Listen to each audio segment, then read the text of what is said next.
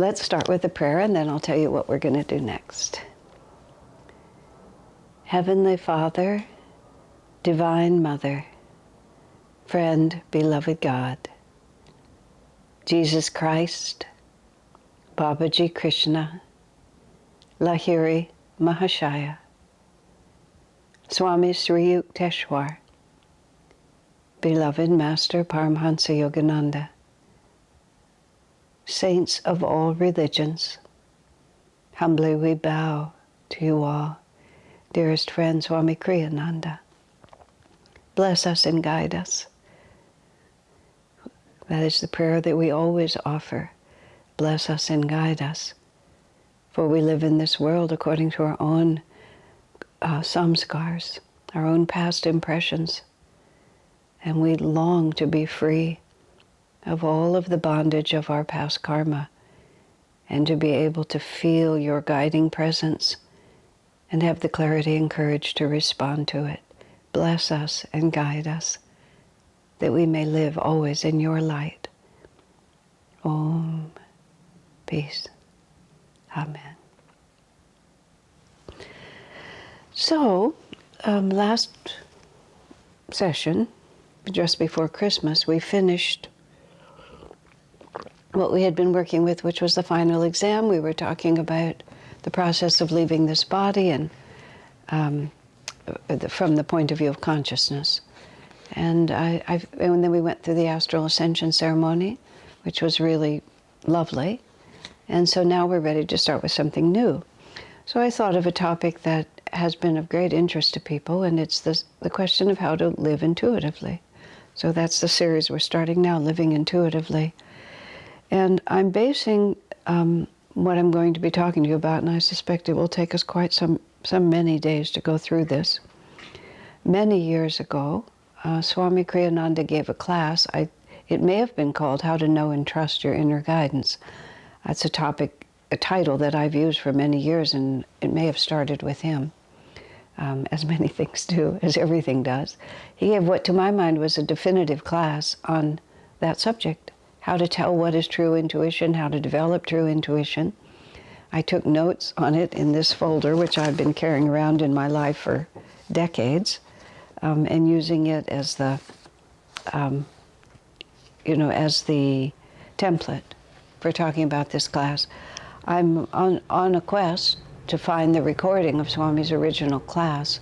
Fortunately, the Treasures Along the Path department of Ananda worldwide, Nayaswami Krishna works incredibly thoroughly. She's been doing it for many years now to get all the audio recordings that were on tape onto digital form, and she's just an encyclopedia. So I wrote to her and I told her what I knew about this class, because I really don't even know. I have vague ideas about when it might have been given. She thought she might have it. So if we find it, I'll certainly post a link to it so that you all can also draw from it. I'll be interested to see all these decades later sort of what it feels like. What of what I'm saying is actually what Swami said, and what of it is what I've been developing over all these years. So in any case, we're going to start right in. And the subject is, I had reduced Swami's class, which I believe was about 2 hours long, into 22 points of the positive and the negatives about what blocks intuition and then what facilitates it. The notes are written from my own thinking, so at this point at least they're not in publishable form, but I'll probably try to go through it and just make some kind of a checklist if I feel that that would be beneficial. Sometimes when you reduce things down too far, they're not as helpful as they could be, which is the reason why PowerPoint sometimes is a really bad idea. They said that one of the NASA disasters was because of PowerPoint, because things that were much too subtle to be reduced to 5 bullet points were compelled to be reduced to 5 bullet points. And then people started losing track of what was really happening. So I'm I'm both a curmudgeon because I'm older, and also I'm not a fan of taking subtle ideas and insisting that they can be listed in 3s and 5s. However, I do have 22 points, so we'll see what happens. So, the basic idea that I'm wanting to talk about, the basic theme that we're talking about, is that when we live in this world, there's so much confusing input.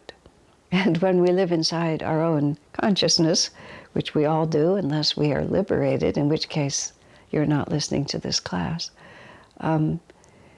we have so many different impulses within us that the great challenge is, you say, listen to your inner voice or even listen to your heart.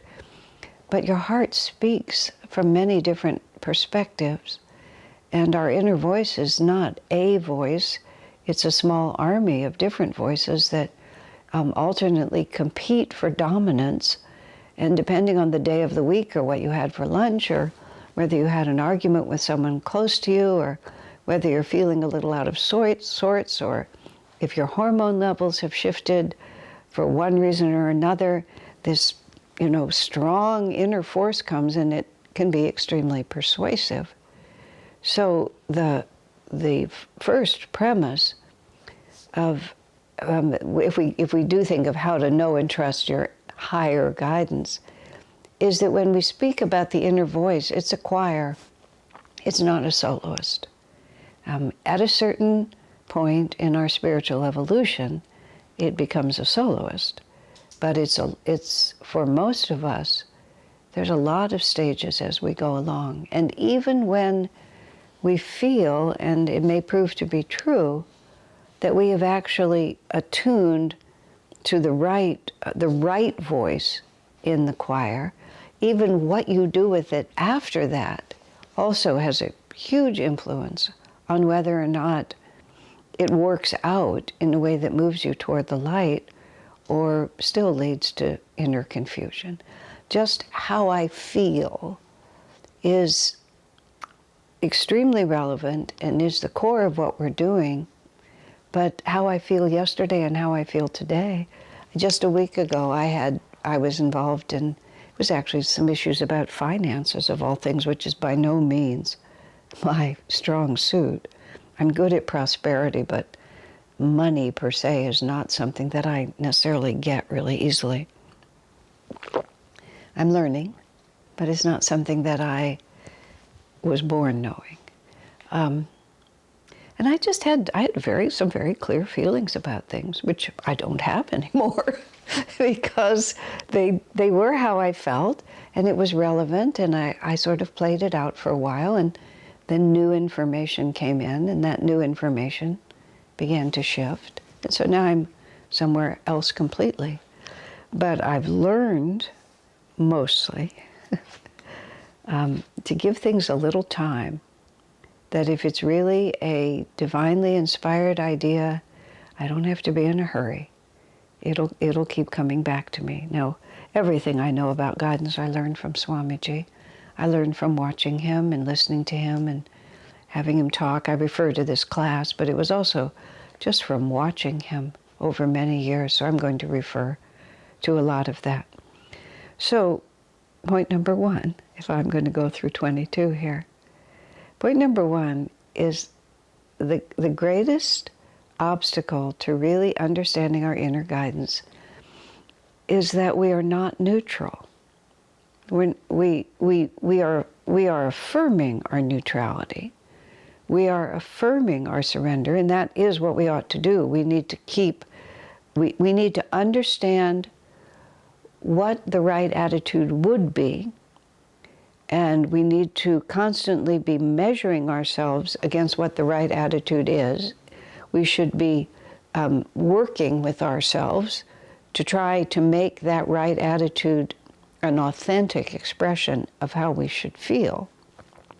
But we should also be very conscious of the fact that it's a very high level of spiritual advancement to really be neutral. In fact, Patanjali, now I'll have to explain what I mean by neutral. By neutral, let me put it, it's like, what I mean by neutral, yes, of course, neutral means I don't have preferences, and that's also part of it. But of course, we have preferences for light over darkness. We have preferences for the creation and the expression of a beautiful potential rather than having that potential be sabotaged by small-minded people. It's absurd to say that we're just completely neutral in the sense of not being able to discern light from darkness. So neutral is more like, or another way to think about neutral is when you would shift a car into neutral. Now, most of us have cars that are automatic these days, so we're not so used to how it used to be, where you come out of one gear and then the car, you could just put the pedal to the floor, but there were no gears engaged, and so it would just spin, there would be no movement. And then you would have to put in the clutch and move it to another gear, and then the gears would engage, and when you added the fuel, then it would move. So the neutral that we're talking about in our spiritual life, when I say it in that sense, is that everything is engaged, but we're not choosing a direction. We're using all the potential energy that's right there, using the car image, where it could really move forward and go fast. It's all there. But in the moment, we don't have any of the gears engaged, so we're completely attentive, we're listening, we're waiting to know what we're supposed to do. The thing about that gear, and I don't think the car image carries it all the way through, it's an exceedingly dynamic state. Because in such a moment, there may be a tremendous necessity. We know there's going to be a necessity to take action. It may even be very, very important. Something very important has to happen. And we're poised and ready with all of the creative energy and all the dynamic will that we may have, but we're using our willpower to hold ourselves perfectly still, rather than using our willpower to move powerfully, and often to restrain what might even be a very intense desire to take action, uses everything we have. Holding still is a tremendous action. This is when you get into the Bhagavad Gita about action, inaction, inaction, inaction, and just all those different words. It's because of the willpower required to quiet the mind. And in Patanjali's Yoga Sutras, he defines yoga itself as the neutralization of all these waves of chitta. And chitta is the feeling aspect. Now, what we understand about the feeling aspect, the way we want to think about it now, it is likes and dislikes. It's love or aversion, attraction and aversion. It's all those opposites. But the feeling aspect is also that aspect which compels us to action. Swami uses the image a lot of times. If you're living even right across the street from one of the best restaurants in the world, and you've read the reviews and you see the menu and you know what a nice room they have over there for you to go in and sit down and have one of their super classy meals.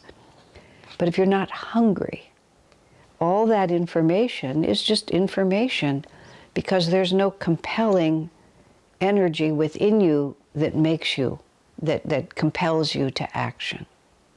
Now, being and chitta, that kind of compels to action, can be divinely inspired, and it can also just be 1,000 other samskars that are just moving us. I was talking to friends recently about this. It's a very interesting phenomenon, and the restrictions of this pandemic over the last few years, last few months, isn't that interesting? The last few years, ever since I was a wee lass, I've been confined to quarters, is what it feels like sometimes. But the compelling restrictions of the quarantine that I've been under fairly strictly since March, because of my age and also because of the position I'm in. I've had to keep a sort of clean room space so that we can keep broadcasting without putting anyone in jeopardy. the concept of consciousness, the reality that has always been true, that we're always living within our inner consciousness, and that is it's the only place where any problem can be solved. It's much more vivid to me. And I received a Christmas card from a friend, and it was a family newsletter, and she had chosen a quote from Master to put onto that newsletter, which I love, and I've now put it where I can see it every day. Live quietly in the moment with an appreciation for the beauty all around you, or the beauty in everything around you. The future will take care of itself. I mean, now, yeah, I could have said that. Well, meaning it's not like the idea itself is completely unknown, but it's amazing sometimes how ideas will just strike you in the moment. And I have to observe in my own life, this is a struggle I've had my whole life, because I'm a little, I use the phrase high-strung, which I think is a nice way to put it. It's a euphemism for a lot of other things that sound less attractive when I would say them. But being a little bit high-strung, I've had an inclination, everyone has an inclination, to imagine what might happen and become anxious about it, and then try to do something about it. I was speaking to two friends, both of whom are my generation, who have serious health issues, and the tendency for them and for the people who love them to project into the future and try to make something happen. When you have no opportunity, no equipment, no knowledge, no intuition, no reliable intuition, but still there's just this desire to agitate. And that's the opposite of being neutral. That's the opposite of doing what needs to be done in the moment and realize that the future will take care of itself. And in simple words, these are likes and dislikes, where our happiness has become dependent, we believe, on certain things taking place. Now, when we're going now to intuition, and when we're really talking about divine intuition, not just what feels right to me. See, the problem of what feels right to us is that the human ego has a tremendous preference for the familiar, and has a tremendous preference for that which it can analyze and anticipate and know how I'm going to take care of it. And the divine has a preference for expansion. And the nature, for expanding our consciousness, the divine preference is that we expand our consciousness. The egoic preference is that things not become too difficult, or too challenging, or too sad. In other words, that things I think I need, I may lose. And so my preference, my likes and my dislikes, are based on being able to control it and keep it recognizably where I am right now. Now, of course, we can advance to a higher level, but I remember, and it's nice, many of the things that I remember, of course, my memories of Swamiji are all positive.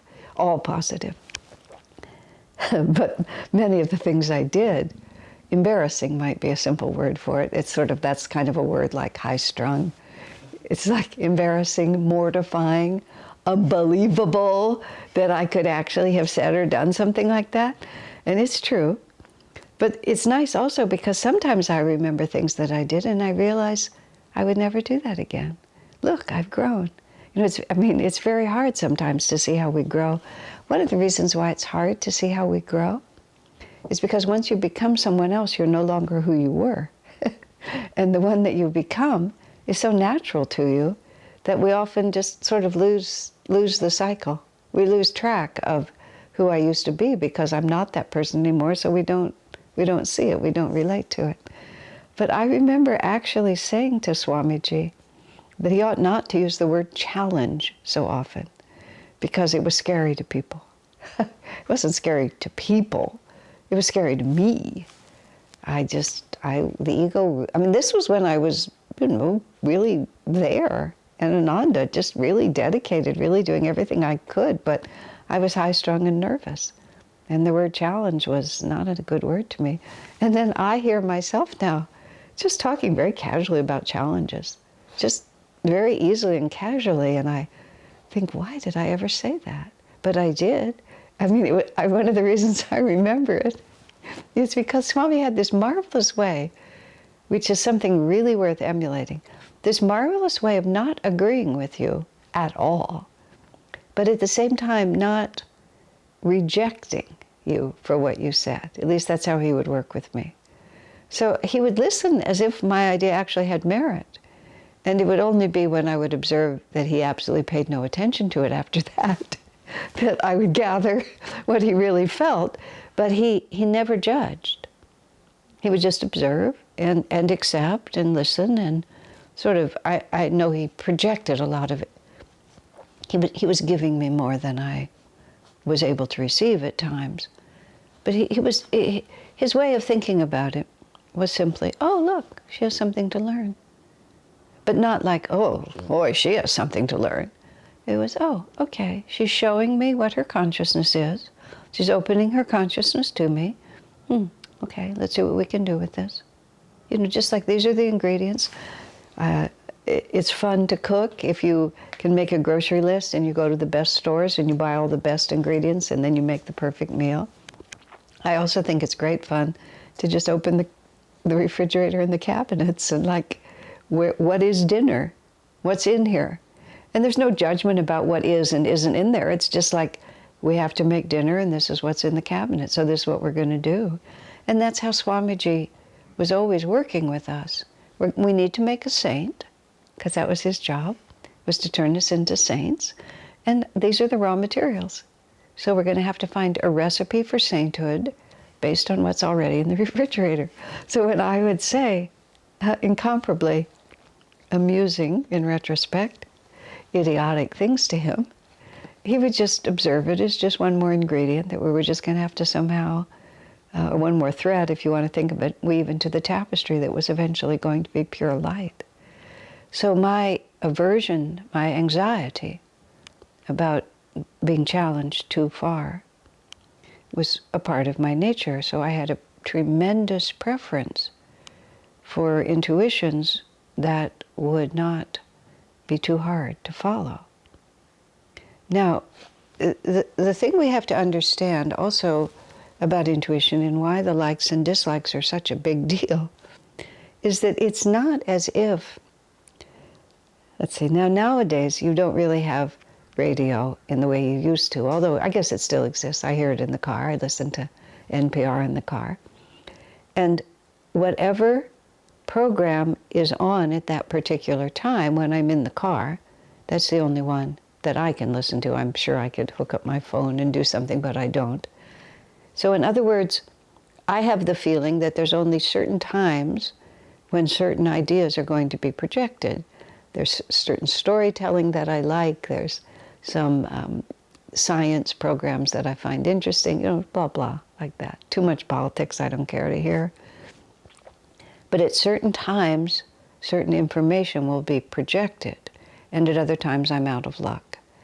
And because we live in a world of time, in a world where space and matter limit us, we tend to project that same image onto God and Guru. So we think that God is only speaking to us sometimes. But the fact of the matter is, and this is just, you have to really try to think this through, God is eternal, God is immutable, God is unconditioned, God, Guru, angel, whatever words work for you. That means it's always the same. There is no change in the infinite. Well, it's ever new. These are wonderful words we can meditate on. It's ever new, but he's not like sometimes he's more loving to us and sometimes he's not. Sometimes he's there for us and sometimes he's not. Like a professor, the office hours, and the rest of the time the professor's not in his office. So God does not keep appointment times and he has no secretary. He's always present, and Guru's guidance is exactly available at all times to us. It's we who go in and out of listening. So we go in and out of listening because we are subject to the up and down waves of the world of duality. And we'll have times when we're tremendously receptive, and we'll have other times when we're too worried or too busy or too rebellious, just not interested. A friend of mine, well, in the early years of Ananda Village, when we were just a handful of people, 30, 50, I don't know what the actual numbers were, even within the community of 100 people, only about half of us were really connected to what Swami was doing, and over time the population would shift. Those who weren't connected to what Swami was doing eventually found reasons to move on.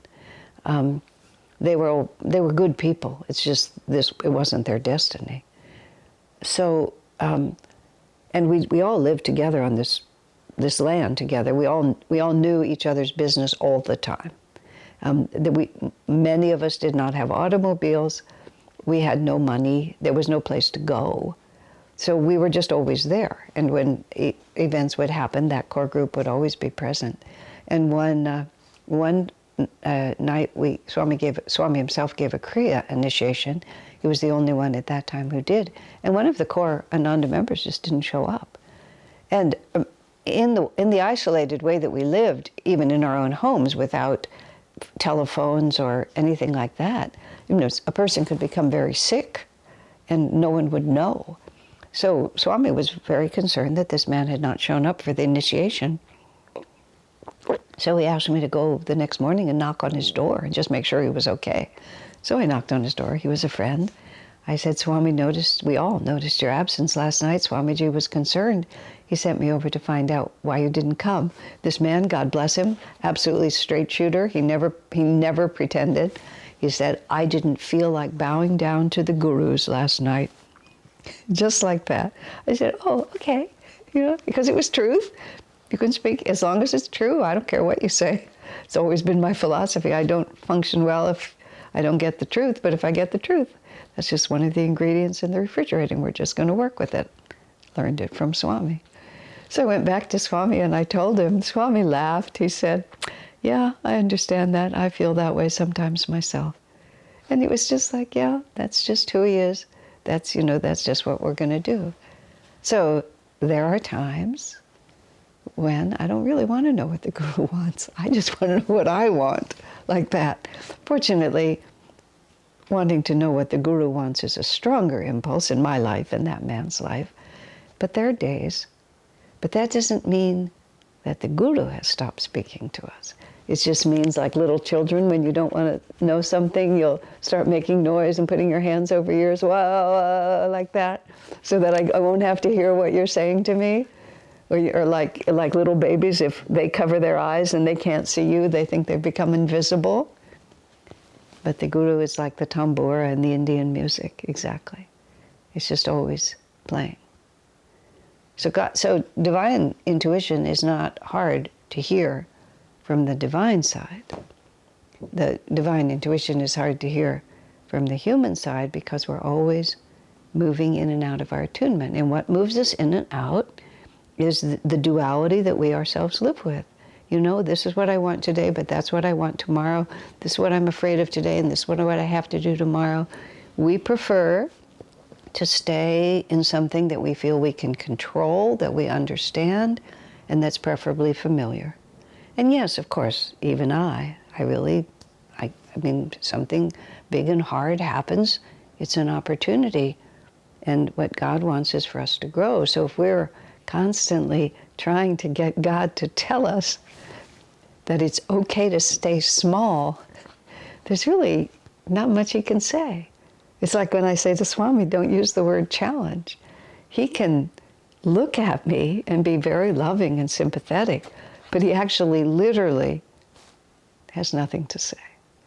I had that same conversation with Swami many years later when I said to him, if life weren't so difficult, it would be easier. That perhaps is my famous idiotic remark to him. And his expression, I so wish I could have had a camera. In India, they have this way of nodding their heads and they go, acha, acha, like this. Perhaps it's just a Bengali thing, like this. And when we first went to India, Swamiji, what does this mean? He says it means, I exist, you exist. It's like absolutely no commitment. We're just acknowledging that we're both alive and we're conscious beings and we're just here. And that's sort of with Swami, when I said that to him, he didn't nod his head like that. He just sat there, but there was absolutely nothing he could do except simply exist with me in the same time-space frame because nothing else could be said like that.